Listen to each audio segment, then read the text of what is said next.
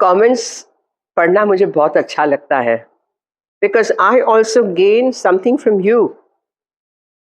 तो जैसे कि एक अभी जो मैंने वो कहा था ना about consciousness and dance, and if you don't learn dance even a little bit then a big chunk of chaitanya is lost. हाँ, तो बहुत सुंदर कमेंट आए।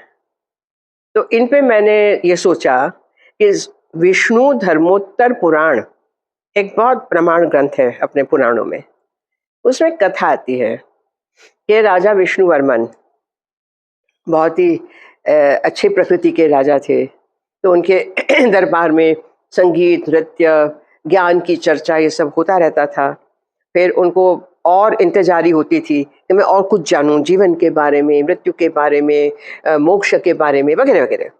तो सुना एक दिन कि नगर के बाहर, शहर के बाहर एक बड़े संत आए हैं और लोग उनके दर्शन के लिए जा रहे हैं, और वो बहुत अच्छी कथा करते हैं, जो बातें करते हैं। तो राजा ने कहा चलो। तो वो भी गए और जाके प्रणाम करके आदर सत्कार करके बैठे। फिर उनका मेरा प्रश्न है, तो बोला पूछो। तो कहा कि मोक्ष प्राप्ति का मार्ग बताएं। तो संत ने कहा कि अच्छा, तुम कुछ कोई कला जानते हो? तो कैसी कला? मेरे दरबार में तो सारे कलाकार हैं इतने बड़े बड़े, आप जिनको कहे मैं बुला लाता हूँ। तो कहा नहीं नहीं, तुम क्या जानते हो? तुम चित्रकला जानते हो, पेंटिंग? तो बोले नहीं। तो बोले सीखो। जी। राजा गया। अब संत ने कहा है, तो वहां पे जो दरबार में उनके वो चित्रकला करते थे, वो चित्रकार गुरु के पास बैठ के सीखने लगे। और फिर कुछ समय के बाद, वर्षों के बाद संत वापस आए। ये फिर गए मिलने के, बोले गए दिखाने के लिए, मैंने ये बनाया, ये बनाया। तो कहा हाँ ठीक है, तुम स्थापत्य जानते हो, यानी स्कल्पचर, मूर्तिकला जानते हो? बोले नहीं, मैंने तो मंदिर बनवाए इतने, आप मैं आपको ले चलता हूँ। ना ना ना ना ना, तुम जानते हो, सीखो। तो राजा ने सर खुजाया, ठीक है। गए तो सीखने लगे हाउ टू मेक स्कल्पचर्स। और फिर आए वो संत, तो फिर गए तो कहा कि तुमने अच्छा बनाया है। सब ले गए थे मूर्तियां तरह तरह की, डांसर की, म्यूजिशियन की, देवियों की, देवताओं की। तुम संगीत जानते हो, इंस्ट्रूमेंट कुछ बजाना, वीणा वगैरह? बोले नहीं, मेरे यहाँ तो इतने बड़े बड़े संगीतकार हैं। होंगे, तुमने सीखा है? जी नहीं, सीखो।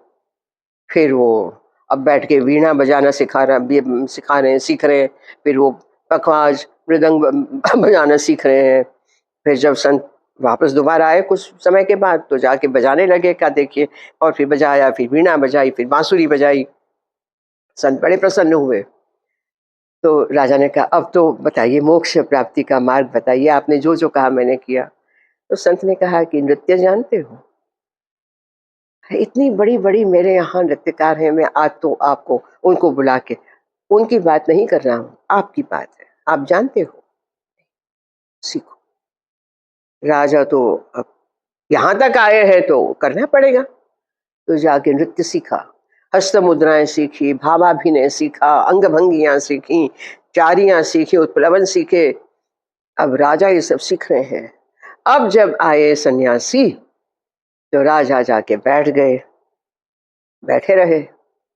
सन्यासी ने कहा, संत ने कहा बोलो अब क्या पूछना है?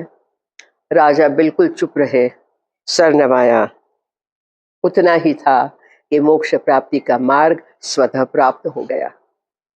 तो ये जो कथा है, इसमें मैंने बहुत इसको संक्षिप्त में बताया है, लेकिन आप समझ गए कि इसका सारांश क्या है।